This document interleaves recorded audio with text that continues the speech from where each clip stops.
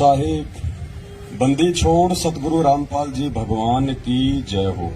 परम पिता परमात्मा सारी सृष्टि के रचनहार कुल मालिक असंख्य ब्रह्मांडों के स्वामी जगत गुरु तीनों लोकों में प्रवेश करके सबका भरण पोषण करने वाले संत शिरोमणि सतगुरु रामपाल जी परमेश्वर जी के चरण कमल में हम सभी सत्सेवक भाई बहनों का कोटि कोटि दंडवत प्रणाम।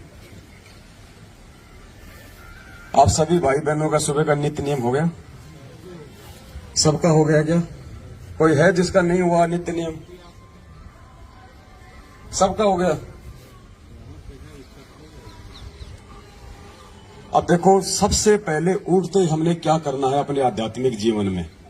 साथ संगति में आए हो तो कुछ सीख के जाना, अपने परिवार को सिखाना, जो भगत भाई बहन आपके संपर्क में आते हैं उनको सिखाना यदि उनको नहीं पता है तो। चाहे वो 10 साल पुराना भगत हो, चाहे वो 20 साल पुराना भगत हो, चाहे आपका कोई कोऑर्डिनेटर हो, चाहे नामदान संचालक हो, अगर आप कभी उनके संपर्क में आते हो, आपको यदि कभी उनके घर पे जाने का मौका मिले या कभी वो आपके घर पे आवे, तो हमने देखना है कि वो अपनी क्या आध्यात्मिक क्रियाएं करते हैं। अगर कोई भाई सही तरीके से अपने आध्यात्मिक क्रिया नहीं कर रहा है तो हमारा फर्ज बनता है उसको समझाने का। सबसे पहले हमने अपने परमपिता परमात्मा ने हमें जो नित्य नियम दिया है, जिसकी जैसी भी व्यवस्था है, वैसे तो मालिक का रूल है, ये नियम है, सूर्य उदय होने से पहले पहले नित्य नियम समाप्त हो जाना चाहिए। उसके बाद ये दुनिया का भार घोड़ा, ये हाय हाय, ये भागा दौड़, वातावरण में इतना ज्यादा प्रदूषण, लोगों का शोर शराबा, लोगों के कुशब्द इतने ज्यादा हो जाते हैं, फिर वातावरण बहुत ज्यादा भारी हो जाता है। आप देखते हैं ये कार लोग की भक्ति में फिक्स 5 बजे लोगों के घंटे बज जाते हैं, फिक्स 5 बजे। ये तो पूर्ण परमात्मा की भक्ति है, ये तो पूरा नियम और विधिवत होनी चाहिए। समय परमात्मा ने हमें बताया हुआ ना, तीनों समय की आरती का। तीनों समय की जो आरती है इनको संध्या आरती कहते हैं। संध्या आरती केवल शाम शाम की आरती को नहीं कहते। परमात्मा ने कहा कि जो सुबह का नित्य नियम है ये भी जो है मतलब संध्या आरती है। दोपहर का असुर निकंदन रमैणी है, वो भी संध्या आरती है, और शाम की भी संध्या आरती है। संध्या का मतलब परमात्मा ने बताया 2 समय का जब मिलन होता है उस समय जो आरती होती है उसको संध्या आरती कहते हैं।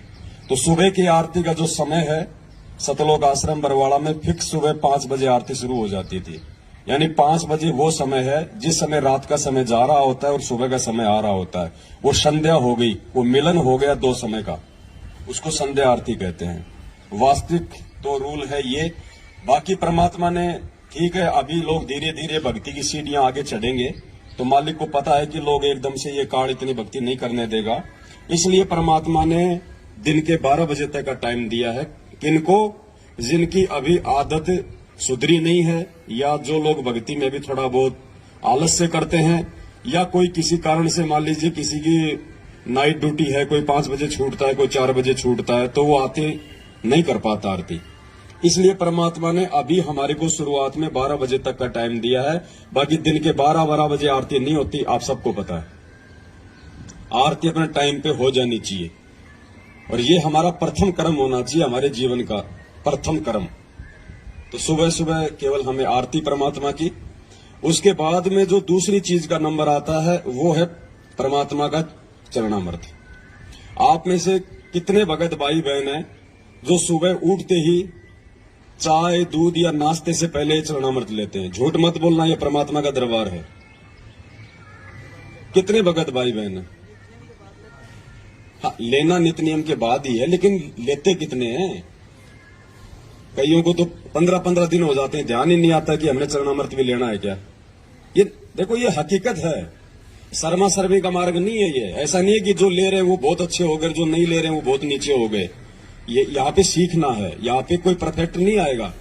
जो परफेक्ट हो जाएगा फिर उसको साथ संगति में आने की जरूरत कहाँ? फिर साथ संगति में हम सीखने के लिए आते हैं। दूसरा हमारा जो कर्म है वो ये होना चाहिए कि परमात्मा ने हमें जो ये चरणामृत दिया है, हमने चरणामृत का सेवन करना है। अब चरणामृत को लेते कैसे हैं 90% लोगों को आज तक नहीं पता। चरणामृत लेने की भी एक विधि है, एक प्रोसीजर है, उस हिसाब से हमने उस प्रक्रिया को हमने पूरा करना है। दास आपको थोड़ा सा प्रैक्टिकल करके दिखाएगा, ध्यान से देखना। सबसे पहले आपके घर पे जो भी कोई स्टील का गिलास हो या कोई कप हो, जैसे अपन चाय पिया करते थे पहले, उस कप में चरणामृत तो है ना सबके घर पे, बोतल वगैरह मालिक के दरबार में रखते हैं ना भर के।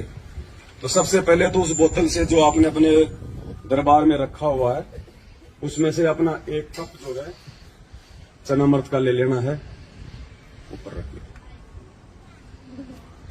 बस। भगत जी एक सादा गिलास का पानी भी ले आओ उधर से, कोई और भगत ले आओ कोई। सबसे पहले भगत जी हमने चरणामृत ले लिया, कप में ले लो, चाहे गिलास में ले लो, चाहे कटोरी में ले लो, चाहे कटोरे में ले लो, कोई दिक्कत नहीं है।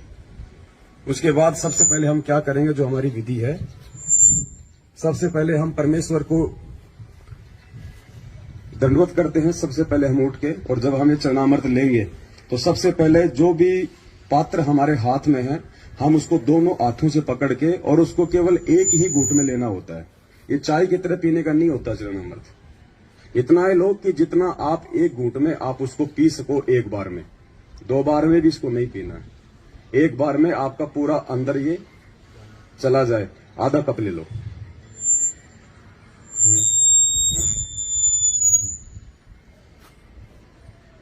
उसके बाद में सादा जल लो, थोड़ा सा इसमें डालो और इसको साफ करना है। बस थोड़ा इसको हिला के ना वो ले लो। अगर ये स्टील का गिलास है ये, तो आपने स्वयं इसको अपने हाथों से साफ करना है। ये नहीं कि आपने लेके चरणामृत छोड़ दिया, फिर आपकी बेटी धो रही है, आपका बेटा धो रहा है, आपकी माँ धो रही है, आपकी पत्नी धो रही है। नहीं, ये चरणामृत है, ये नियम है। आप कोई सेठ नहीं है, कोई शाहूकार नहीं, आप कोई अनिल अंबानी नहीं है, आप एक भगत है। ये चरणामृत जो आपने लिया है, ये आपने स्वयं ही धो के साफ करके वापस रखना होता है। डिस्पोजल में चरणामृत नहीं लेना चाहिए, क्योंकि जब हम इसको फेंकेंगे तो वो अंश जो है मतलब साथ में जाएगा। तो कोशिश करें भाई, जैसे कोई चीनी मिट्टी का बर्तन हो, कोई स्टील का हो, कोई भी जो पात्र होता है जिसको अपन धो सके, उसमें हमने चरणामृत लेना है। उसके बाद हमने परमात्मा को दंडवत करना है, और दंडवत करके फिर हमने साइड में हटना।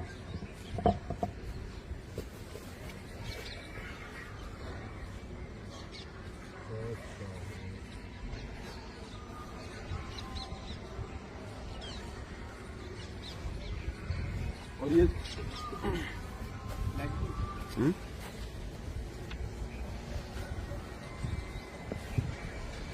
और ये जो दंडवत है ना, इतना समझाने के बाद भी काफी संख्या में भाई बहनों को दंडवत भी ढंग से करना नहीं आता है, या फिर वो जानबूझ के नहीं करते, पता नहीं कौन सी उनकी वो ट्रेन छूट रही होती है। दंडवत तो कम से कम आराम से कर लिया करो, आते लेट जाते सीधा। जबकि परमात्मा ने कह रखा कि दंडवत प्रणाम करने से पहले जमीन पे घुटने टेको, हाथ जोड़ो, मालिक के चरणों की तरफ देखो, कम से कम 2 या 3 मंत्र का जाप करो, जो भी आपको मिला हुआ है, प्रथम नाम, सतनाम, सारनाम। आराम से शांति से नीचे घुटने टेक के पहले मालिक की तरफ देखो, अच्छे से परमात्मा के चरणों के दर्शन करो, 2 या 3 मंत्र का जाप करो, कोई जल्दबाजी नहीं, ट्रेन नहीं छूट रही। उसके बाद फिर दंडवत प्रणाम करो सीधे बिल्कुल। उसके बाद फिर हमने ऊपर उठना। अब देख रहे हैं दास बिल्कुल आता है, मारता सीधी फेट। वो दंडवत नहीं है भगत जी। परमात्मा कहते हैं जय गोपाल दंडवत करे, पैरों पड़ प्रणाम, असल सलाम है, ऐसी कुछ वाणी है परमात्मा की। और दुआ करो दिल पाक। जब तक आप हृदय से दंडवत नहीं करोगे ना, देखा देखी भी नहीं चलेगा कि वो कर रहा तो चलो मैं भी करूंगा, नहीं तो और बाकी लोग क्या कहेंगे। वो दंडवत प्रणाम नहीं है। जब तक आप अपने हृदय से उसको एक यज्ञ मान के नहीं करोगे, उसका कोई फल नहीं है, चाहे आप दिन में 1,00,000 बार दंडवत कर लो। परमात्मा ने तो कह दिया कि अष्ट अंग से दंडवत प्रणामा, संध्या प्रात करे निष्कामा। अगर तुम निष्काम भाव से, विधिवत तरीके से अगर सुबह और शाम 2 टाइम भी अगर तुम दंडवत कर लोगे, तो भी परमात्मा कहते हैं बहुत है।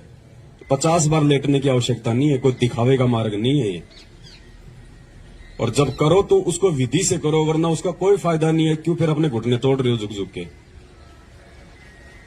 तो यदि आज से पहले कोई भाई यदि चरणामृत नहीं लेता है, या लेता भी है तो वो विधिवत नहीं लेता है, तो भाई ये चीजें ध्यान रख लेना।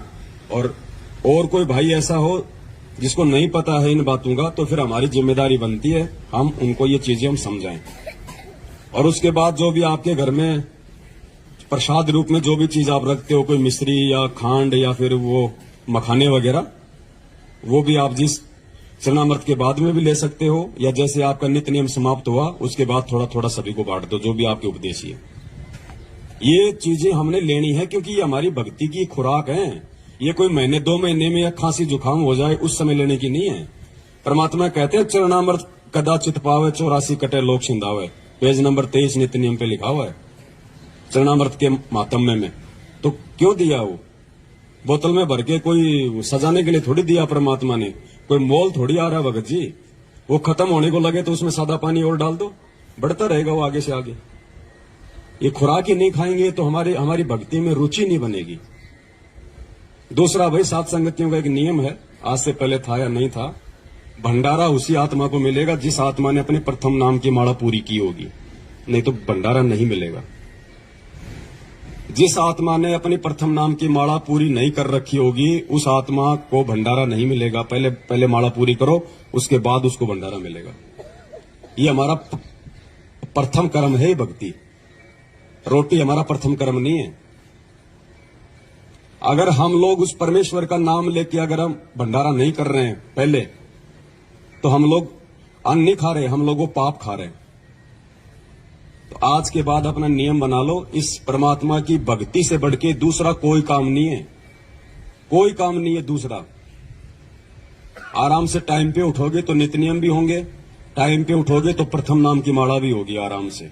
कोई ज्यादा नहीं है। अब वो समय गया कि हमने चलते फिरते खाते उठते बैठते नहाते धोते, हम कोई अनिल अंबानी नहीं है जो हमारे 250 पेट्रोल पंप चल रहे हैं कि हमने वो संभालना है, हमने वो संभालना। अगर किसी के हैं तो संभालने वाले संभालेंगे, आप अपनी भक्ति को संभाल लेना।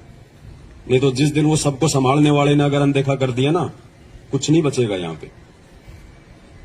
तो ये समय निकालना पड़ेगा भाई, चाहे आप कितने बिजी क्यों ना हो। आपने सुबह सुबह अपनी एक माला प्रथम नाम की करनी पड़ेगी आपने बैठ के। थोड़े दिन तो ये मन रोएगा, ये ढीठ होता है, नहीं मानता। 20 कर लो, 30 कर लो, 50 कर लो, 5-10 मिनट घूम लो, थोड़ा सा इसको रेस्ट दे दो, फिर कर लो बैठ के। भाई ये हमारा ये रूटीन हो जाना चाहिए भगत जी। फिर सतनाम तो जिसको मिला हुआ तो अपना चलता फिरता वो तो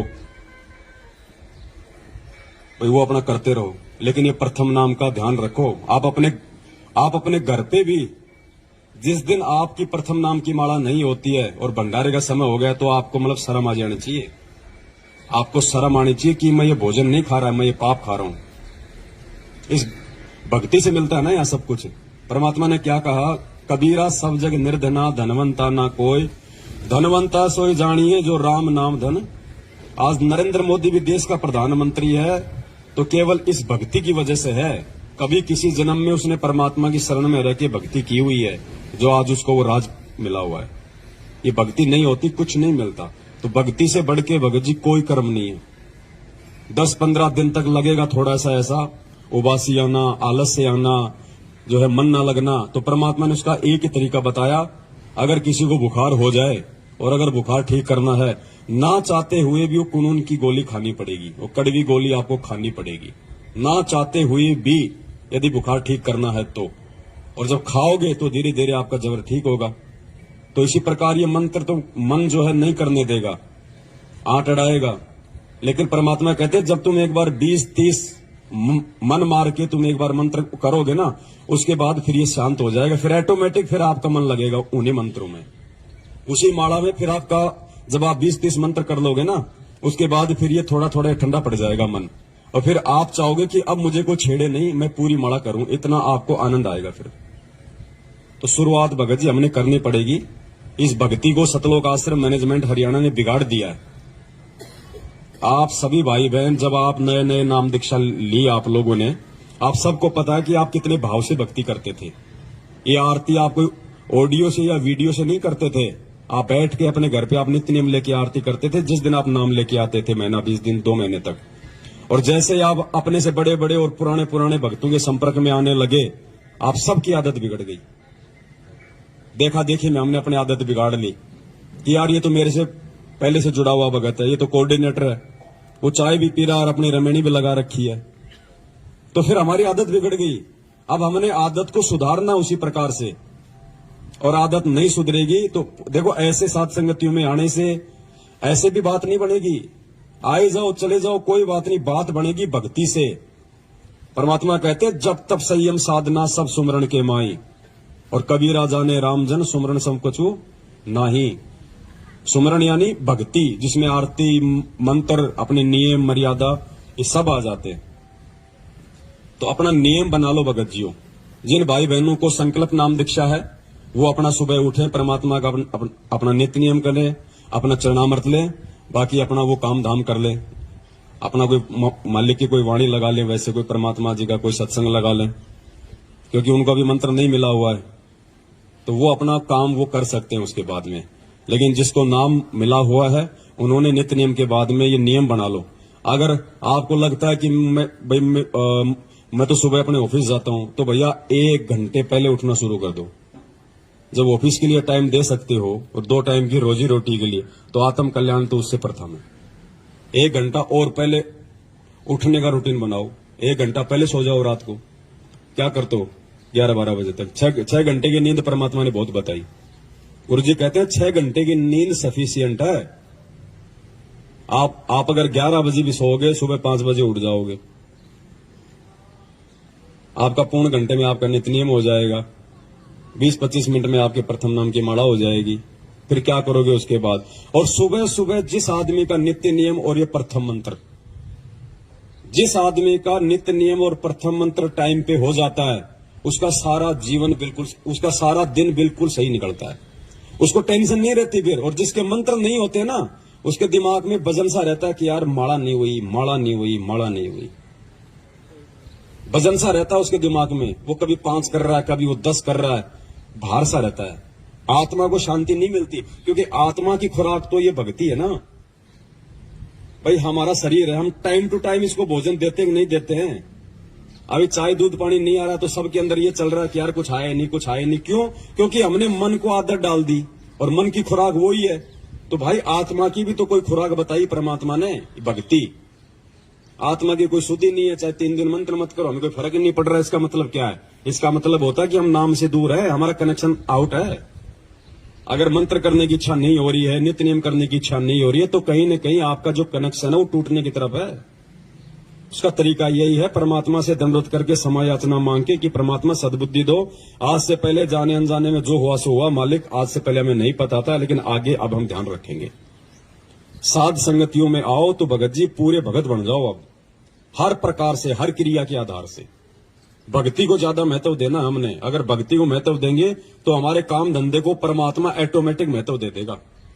हमारी सोच से, हमारी समझ से, हमारे 3-2-5 करने से हमारा धंधा भी ठीक ठाक नहीं चलेगा। ध्यान रखियो, ये धंधा भी परमात्मा की भक्ति से ही चलेगा।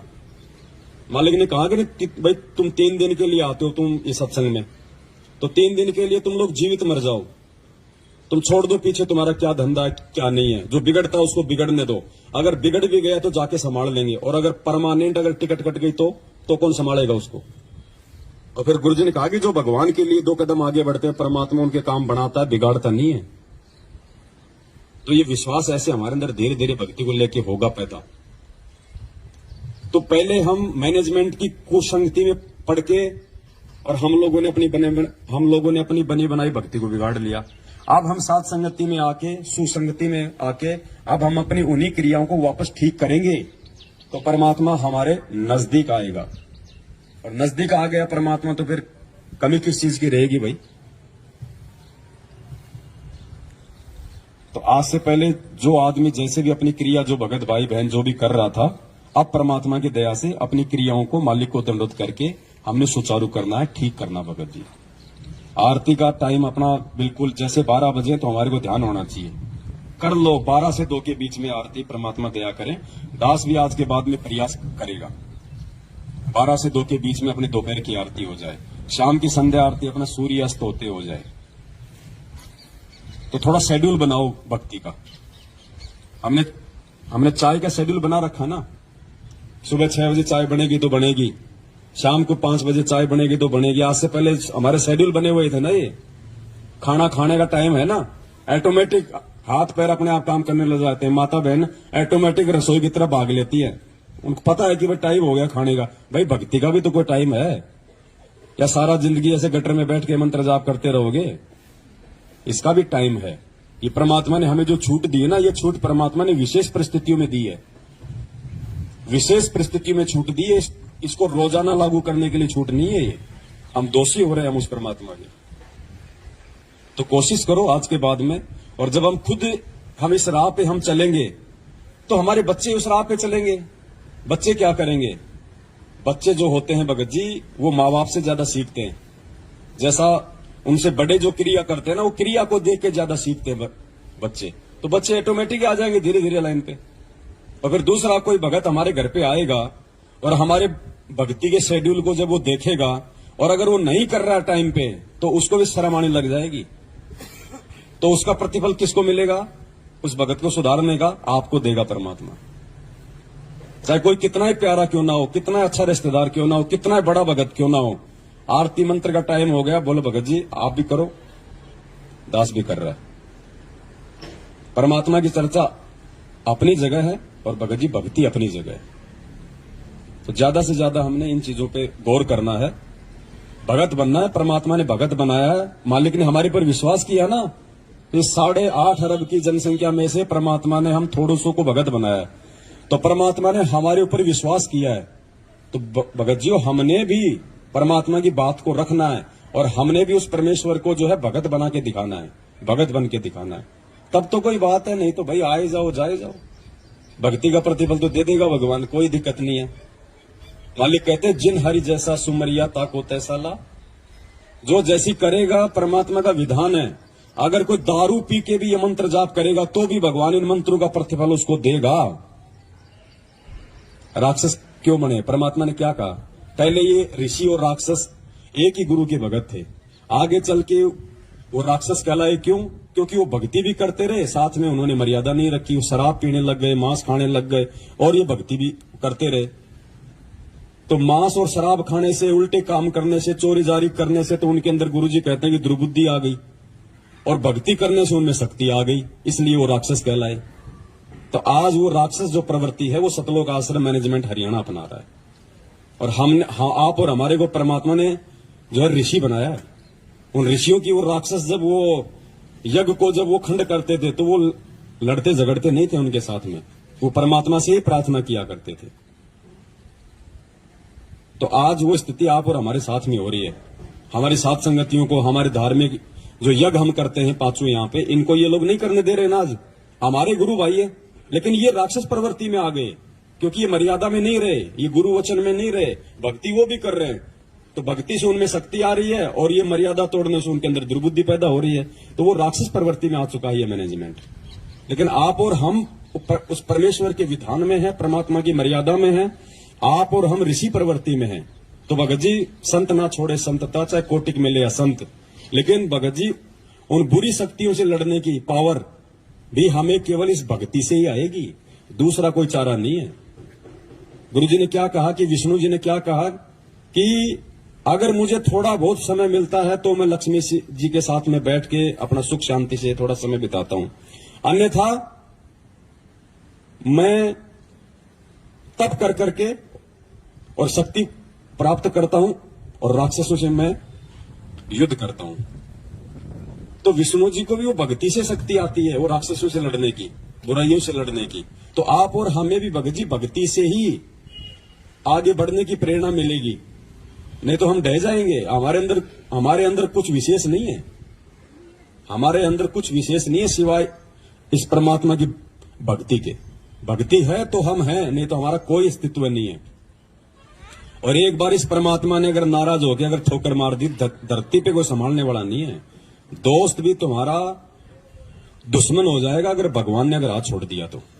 और भगवान हाथ छोड़ता है जो आदमी उसके द्वारा दी गई उस भक्ति की लाज नहीं रखता है, जो टाइम से जो भक्ति नहीं करता है। तो आज के बाद हम सभी भाई बहनों ने ये बरकस ये प्रयास करना है कि हम उस परमेश्वर को अब और ज्यादा हम दुखी ना करें। सतगुरु रामपाल जी भगवान की जय हो।